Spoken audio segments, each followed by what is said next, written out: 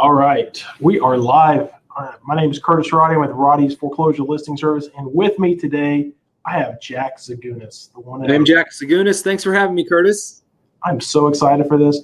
Today, we are going to talk about how to fill out a TREC 1-4 offer. So Jack and I get calls all the time.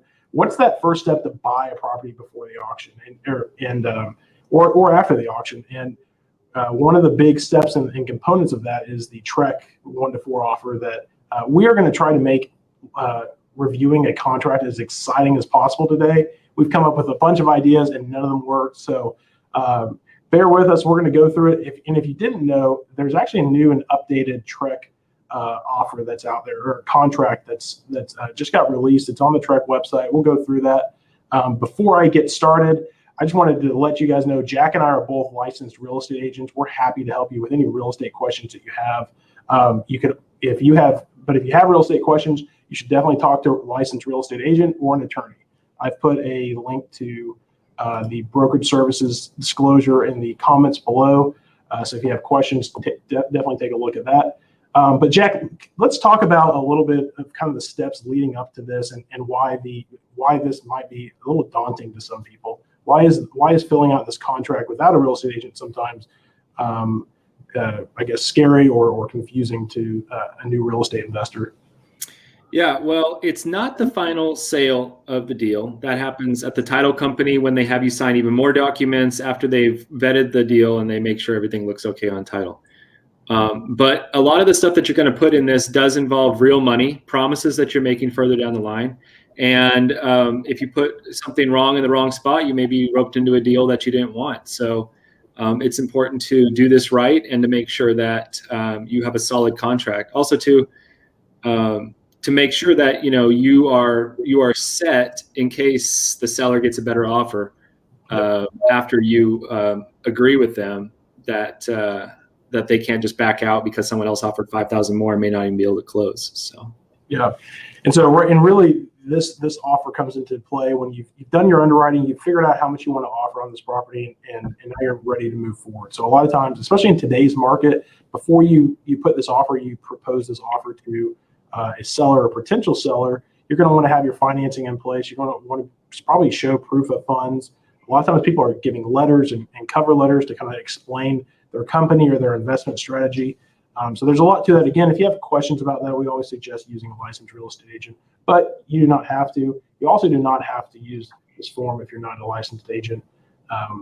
You can, but this is the great thing about the TREC forms are that they're pre-promulgated. A bunch of lawyers spend a bunch of time making these, and so usually they're pretty airtight and obvious what they do. So I think before I'm ready to jump in, Jack, is there anything else we should talk about before we dive into this really exciting contract? No, I think people need to see what's put in it and need to see what it looks like. All right, so I'm going to share my screen. Let's see if I can do that. Share screen. All right, Jack, you see my screen? Yes, sir. All right, let's pull up. So earlier I talked to you about the brokerage services disclosure. If you have questions, this is what I was talking about. It's right here. You can go to the TREC website. If you go to trec.texas.gov, you can actually find all these forms, disclosures, and all sorts of other addendums that you might be needed in a real estate transaction. So I went to trec.texas.gov, went to contracts, and I'm pulling up the 1-4 family residential contract. That's probably the most common one that we've used. If you notice that there's an effective date 4/1/2021, so that's actually tomorrow that this is going to be the new. And that's probably about the most exciting part about this webinar is that we've got a new TREC form. There's a couple of changes. Again, we're not attorneys, so we won't talk about too much about the changes. We'll talk about kind of how we go through this process. Again, if you have questions, we advise you to ask somebody about it. So I'm going to pull up the new form. You can see the other great thing is that if you do it directly from the TREC website, you can fill out the in the fillable PDF. So Jack, just want to make sure one more time you can see my screen. You can see the TREC 1-4 form. I can see it. If possible, could you zoom in, make it a little closer? If not, that's fine. All right. How's that? Thank you. Yeah. All right. For Mr. Zagunis, we'll do that. All right. So I've got the form. You'll see that it's 11 pages. man, that's daunting. It's easier than it looks, though. It's easier than it looks. All right, so I've got the form. I've got in our last webinar we talked about a property 5203 Lauren Lee Drive in Killeen, Texas. That is one that I'm familiar with, so I was going to use this as a reference property for filling it out. So that's great.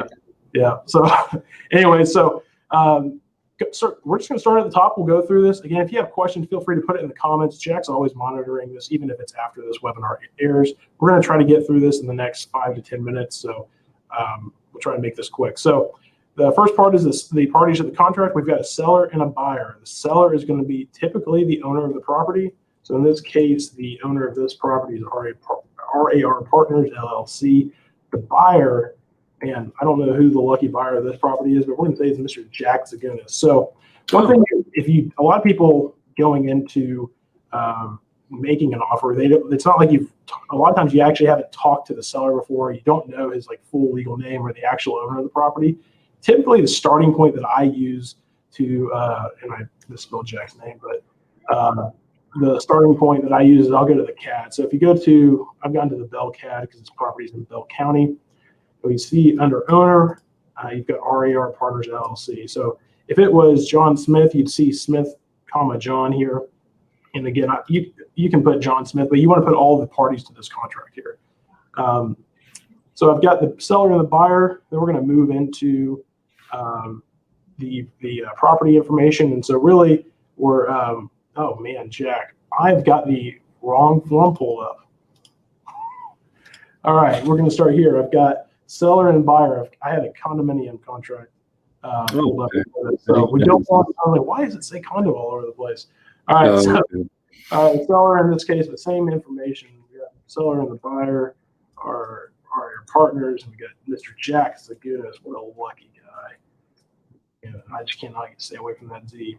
All right, so the first part in section 2, we're looking for information about the property. So they're going to ask for the lot and block. Again, if you're using the foreclosure list, we've got that information here. So we've got the lot, block, and the subdivision in there. You can also find that in the CAD. So I've got, this is going to be lot 18, block 5, and that's in Brighton Place. I do not like to type. I'm just going to put this. We've got Brighton Place. And then we're going to say in the city of Killeen. So we got the city, Killeen, Bell County, and then we're going to actually put the address. So we want to make sure that it matches what we've got on the CAD. Here we've got 52. I usually just copy and paste this into it. Jack, I don't know if you do it differently. Nope, right from CAD on the name and the address and the legal. It's so important. Yeah, and a lot of times what I'll also do is I'll go ahead and, since I've already got that on my clipboard, I'm going to go through and paste this into all of the pages, so I don't have to keep going back and forth and doing that. Great. I've got the same uniform spelling and abbreviations for all of my all of the pages. So let me do that real quick. Man, this is exciting. Exciting stuff, Jack. One more. Yep, one more. Is that it? All right. All right, so I've got my address and I've got that in all the appropriate fields right now.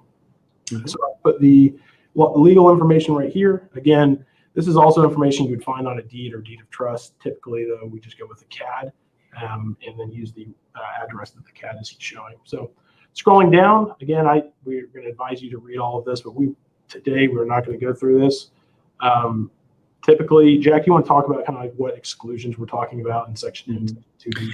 When you buy a property, everything that is attached physically to a property is coming with it. So you don't have to worry about, let's say they have a really nice chandelier in the entryway, that's coming with it. If the seller is taking anything that's not, or that is attached to the property, you'd put in the exclusions. So the rule of thumb is it has to be attached. So dishwasher's technically attached because they have a couple screws in them that attach it to the house. But technically a refrigerator is just plugged in. And so, but, just to be clear, if they are for sure taking the sentimental dishwasher, they've had it in their family their entire lives, they don't want to leave it behind. They don't want to leave their dishwasher behind. You would put it there. And I make a big point of that when I'm talking with a distressed seller. I'd be like, hey, I know you really want this, this grand piano. That was your grandmother's. I'm going to put it right here so it's clear to everybody in the contract that that's going with you. Awesome. even though it's not necessarily needed to be. Exactly. Yeah, better to be safe than sorry on this. All right, Jack, we put here in section 3, that's where we get to the exciting part, the sales price. Jack's a generous guy. He's going to offer RAR partners $1 million for this property. I don't know. Financed over 1,000 years. Finance over 1,000 years. All right. So here's one thing to look out for. You've got your check boxes for addendums. We're not going to go over the financing addendums today. One at a time. You can't find that on the TREC website. So typically in a traditional transaction, a buyer is going to use a third-party financing. So you would click on that. So if Jack was taking out a VA loan and financing 100% of this, he would finance $1 million, and we put that here. So it's going to be the purchase price, the cash portion of the purchase price, which is $0. $1 million financed for the total sales price of $1 million. Now, a lot of people will get offers on our properties. We'll see that same mistake I did. They'll fill this out. They'll put $1 million cash, $0 financed, and then $1 million again right here. Yep. Or they'll put for the sales price of $0 and maybe $1 million here. I don't know I don't think that would probably hold up, but just be safe. Make sure you review these numbers. Put that there. If for some reason you have a loan assumption addendum or seller financing addendum, again, here's where you check those boxes. So we've got our sales price. We've put that in here. Really, any other things to consider here, Jack? I think we probably covered it in section 3. Nope. Yep. A plus B must equal C. That is, man, I can't remember where I learned that, but that's probably first grade, second grade. All right. Leases. If there are leases associated with this, disclose it here. Residential leases on a fixture of the property, natural resources, which in Texas it is common, especially out in West Texas or up in the Fort Worth area, to have existing oil and gas leases on the property. So again, you'd want to check these if there are leases associated with that property. Okay. All right. So some of the new things I'm just so excited about these new changes to the TREC contract. Instead of, in the old TREC contracts, our understanding of this was that you had a option fee that was typically in almost like the last page, and then you also had your escrow fee or your earnest money. In this new updated version, section 5, you actually have the option money and the escrow or the earnest money included in the same section and delivered to the same person. So if you're a real estate agent like myself and you're tired of having to Venmo or to bring $100 cash to somebody every time you do a transaction, no more. All you've got to do is send it to title. So in this case, if I was going to send this to Jack Zagunis title, and I can't stay away from that Z, Jack Zagunis title company as escrow agent at Jack Zagunis title. Oh, this is where the address. On Main Street. All right, that's where we're going to put our earnest money. Now, there's no requirements on this. You could, I guess, in theory, put $1 here. Typically, we advise our clients to put anywhere between 1% and 2% of the purchase price as earnest money. Jack, is that kind of what you've observed in your dealings? Not in my dealings, no. And I would say the escrow agent should, I've seen them both ways, but the escrow agent should go in that Jack Zagunis title line. And then the title company is usually where you deliver it. Yeah. But yeah, you can put the title. So what we've done in the past is we put, traditionally, if you're buying a home on the MLS and you want to be competitive, you want to put down about 1% is probably fine. There's no fixed standard, but we put as little money down as possible when we were buying homes for a discount. We would do $10 earnest money with everything to try to make sure that we didn't have a lot of cash out there, especially if we were wholesaling, because we didn't know if the deal was going to go through 100% of the time. And so we didn't want money tied up in escrow. That is a good point. So once you get past your option period, this escrow is locked in unless you have an addendum that says differently. So yes, right now the market's pretty competitive and most sellers are expecting a healthy earnest deposit. Yeah. But in a different market, $10 might do it. So Or in a rural market as well. But Right. if you're in Dallas or Austin, you're probably in a competitive situation where multiple offers are going in, and you'll want to look impressive in that escrow amount if it's important to the seller. And if it's not important to the seller, then yeah, as little as you can possibly put down. Exactly. Yeah, and this is again where Jack talked earlier about just kind of protecting yourself as a buyer. I would definitely again suggest talking to an agent or an attorney here to get their opinion on this as well. The understanding I have is on where who you put here is instead of in the past I've always put like the escrow agent, the person I'm going to talk to, and then also the escrow company. New kind of I guess advice is that we're only going to put the escrow company because when you put that agent in there, they're technically now party to that contract. So instead of having that agent, again, we talked to an attorney about this, but my understanding is that now we're just going to put the title company in the title. I like it. Yeah, and what if the agent like leaves that title company and goes to a different company during the transaction? And I don't see another line that shows where the so the old contract had two lines, one for an escrow agent and one for a company. And this one has one line. So yeah, let's put the company there. I like that. This with an S title company. All right, and we've got typically option fees. Again, you can choose what option fee you put. We're typically putting $100 for the option fee, and then we'll put zero. Again, typically you're not going to do additional escrow, but maybe you do if you want to be if you want to be aggressive. There you go. So. And again, have that conversation with the seller and find out before you tell them what's important to them, what is important. And maybe you have a lot of money and that is something that you can do over other people. Like, hey, look at all this money we have. We're going to put down $10,000. That's how you know we're serious. We're going to put down additional option money right here. That's how you know you're serious. Anyone coming to you saying $10, there, you can squash some competitors right there if you have the cash for it. Yeah. So if you wanted to show that you're serious, maybe you put another 1% down here. So on Jack's $1 million offer on my property, he put another $10,000 down to be delivered within 15 days of this contract. Yeah, so in section B, we've got $100. You'll see up here we've got $100 as the option fee. That kind of refers to this termination here. So that's really what that $100 is for. It gives you the right to terminate the contract for any reason within a certain number of days. Again, talk to the seller, your agent, or attorney here because sometimes sellers are wanting zero option or 1 day option, or I've in the past usually done 10 days. Right now, when we're making offers, we're doing 5 days just to try to do that. So you might do a 3-day option and have your licensed inspector lined up ready to go as soon as you hit this. So. So here we go. So this is where we would put your option period and your termination date. Moving into the next section, the favorite thing to talk about, title policy. Traditionally, you've always, I guess my understanding is that in Texas, we've always done sellers. It's a seller's expense. But now with the market right now, it's not unheard of to ask the buyer to pay for title. And again, that might be something that's a sticking point that sets you apart from all the other offers that you're getting. If you say, hey, you don't have to pay for title, seller, you put that's a buyer's expense. And so we're in this scenario, we're going to put Jack Segunas is also paying for his title. So we've got an above value offer price at Jack Segunas title, and he's also going to pay for title here.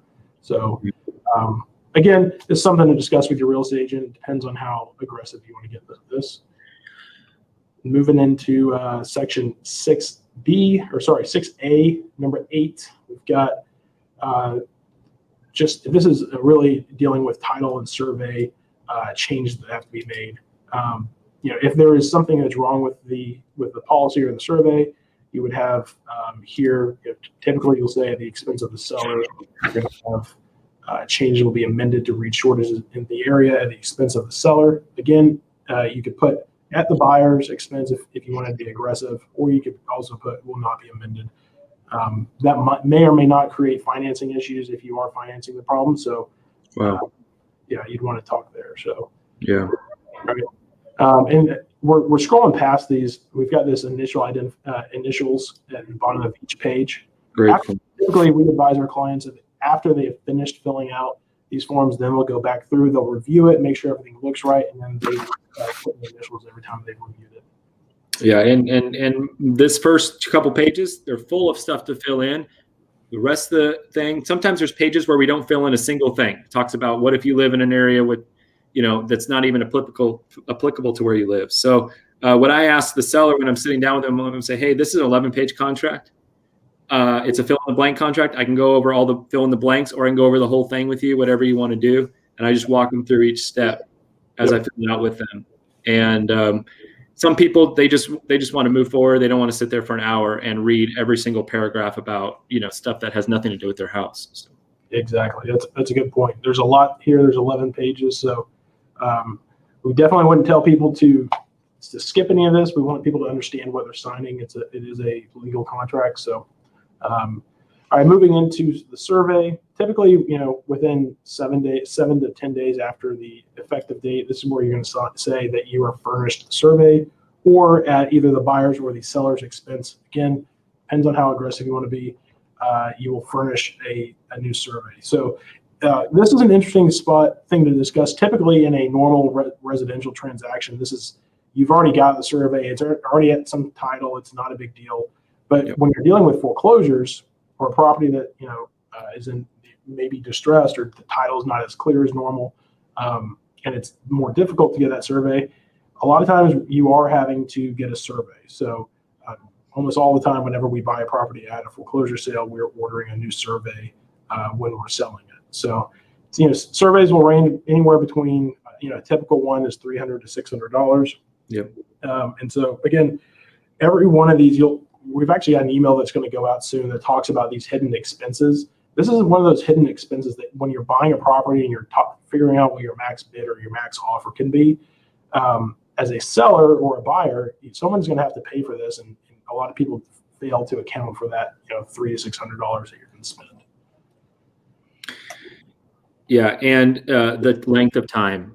Yep. If you're like, hey, I'm going to close in 8 days on your property, the survey will probably take longer than that. Exactly. You have to get a new one. So you may want to consider that when you're writing this contract, so you don't have to do an amendment. If you're like, hey, I'm a cash buyer, I can close quickly, and they don't have a survey, you're not going to be able to close quickly. It's going to be hard to title on that. So it's a good point.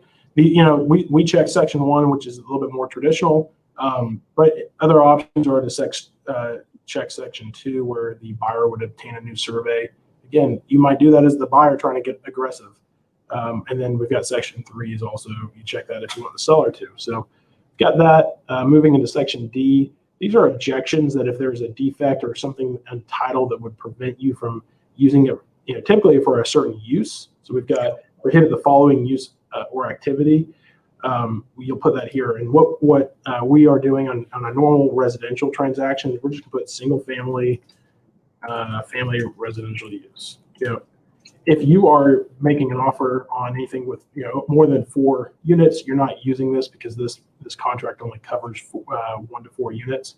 But just to be safe, you're going to put that there. If you're buying a house, usually they want you to live in it. So I haven't ever run across that being a prohibited use in our properties that we've bought. But again, just like we talked about in that first page, we want to be safe and make sure that would cover us in the event that there's something there that says you can't use that for residential use. And we'll always put 5 days here. This is where Jack started talking about there's a lot of things that you should review here, but there's not a lot to fill in the middle part. Talking about property condition. This is where we're talking about seller's disclosure. So in section 7 on page 4, we talk about the seller's disclosure. If you're buying a property off MLS, a lot of the times the real estate agent has actually already uploaded the seller's disclosure, the signed seller's disclosure to the MLS. But again, as a real estate investor, you might be going to a seller and say, hey, and it's not MLS. So a lot of times we'll check this box. If we don't have that, we'll say, hey, within 7 days or 5 days, typically also make that coincide with to be shorter than the option period. We'll say within 5 days of the effective date, we need a disclosure of the condition from the seller. We won't talk about this. You can also say that SD is not required on Texas property code if it's not. again, talk to an agent, a licensed agent, or an attorney about that. Most of the time, people on D are going to check buyer accepts the property as is, and then once you get your inspection back, that is actually where you're going to put any changes that you want. You'll fill out an amendment or addendum to the contract and put that there. But when you make this offer, you already know that there's like, hey, I want you to replace the roof before we close. No matter what that inspection comes back, you might put that here. Is that kind of your understanding of this, Jack? Yep. Nobody, in my experience, nobody really checks number 2. I mean, that's what the inspection period and option period's for, really. I mean, but if you know ahead of time and you want to be open and honest about it, be like, hey, I'm not going to buy this if this roof isn't replaced, then you can put it there, and then they can decide before they even sign the original contract if they even want to work with you. Exactly. So moving into section H, or paragraph H, we've got residential service contracts. So this is really just referring to home warranties and how much or if the seller is going to contribute to the buyer getting a warranty. So again, in a normal transaction, you might probably put $500 for a normal single family, $250,000 house. But if you're trying to be aggressive, you might put 0 and not require it, or as an investor, you might not want it either. So typically in our investment deals, we haven't asked for a home warranty, but again, that's up to your discretion. All right, so we've got kind of moving into disclosures. If you're a sales agent or broker, you would need to disclose that here. Again, you can read this in 8A. You can read why you would need to be disclosing this, or what you would need to disclose. We won't talk about that here. Moving into section 9, we've got the closing date. So, traditionally you would say, hey, if you're financing this, you're going to say, hey, the closing date is going to be 30 days from the effective date of this offer, just to be safe. And so, today I'd probably say May 1st we're going to close, or April 30th we'll close. If you are a cash buyer, though, you can typically close whenever you want. And so you'll say, hey, we can, as a cash buyer, we can close in 5 days or 7 days, or however, I'm assuming you're going through title. So however quickly your title company can get that offer back, that's when you can close. So you'll see a lot of investors say, hey, I've got cash, I can close in 5 days or 7 days. This is where you kind of demonstrate that. Moving into section 10. This is when the buyer would get possession of the property. So typically it's upon closing and funding. The only reason that it would be different is if you agree to some sort of lease back or something like that that's outside of this contract. You would click here and you would need an addendum with a lease to be accompanied to this. So we're going to check that. Special provisions, again, usually not much is disclosed here. But if it is, this is where you put it. I advise you to read section 11 a little bit more closely. Moving into settlement and other expenses. So this is, again, another spot where you'd want to be aggressive. Right now, we're seeing a lot of people put $0 that has to apply to that. In the past, though, we've seen about 0.5% to 1%. A buyer will say, hey, can you contribute 1% to closing, or 0.5% to closing? So if you were going to do that, maybe you ask for $500 to be attached there. Mm-hmm. Yep. All right, scrolling down into page 8. All right, exciting stuff. If, as the buyer of this property, I'm going to usually put my contact information. So this is if there's a notice or anything legal that has to be delivered. You put your name, address, phone number, email. You could probably, if you wanted to be nice, you could probably fill this in for the seller. Not necessary. Any addendums that are going to be attached to this, you need to check these boxes. So we talked earlier about the third-party financing addendum. Here in 20, you check that if you were financing it. Other common ones are going to be HOA addendums. If it's in an HOA, if they're leaving or you're purchasing any of the fixtures, it might be here. And then in other areas, there's specific addendums for like Seaward or Gulf Intercoastal Waterway or something like that. Propane, again, it's all right here. If you're buying a home before 1970, we'll do the lead-based paint addendum, which is also online as well. Yep. All right, moving into, so if you have an attorney that you work with, you might put that attorney there. You're probably not going to know who the seller's attorney is. But this is where if you do have an attorney, you put, hey, if there is something that happens, we want you to give notice to our attorney at this address and this email. And this is the most exciting part. I thought it was the offer, the cash offer portion, but it's actually where you sign. So at the end of all this, you've initialed all these pages, you get to page number 9 and you sign as the buyer, and then you would present it to the seller to sign and countersign as well. If you were working with a real estate agent, your real estate agent should be filling this out. So hey, fill out this is where the buyer's real estate agent would put their information, the seller's real estate agent would put their information, or broker. If there's a commission, it would also go here. So typically it's going to be, as the other broker in this, you put whatever that, split is that's in MLS. So there's not a requirement in MLS. There's, it varies by transaction.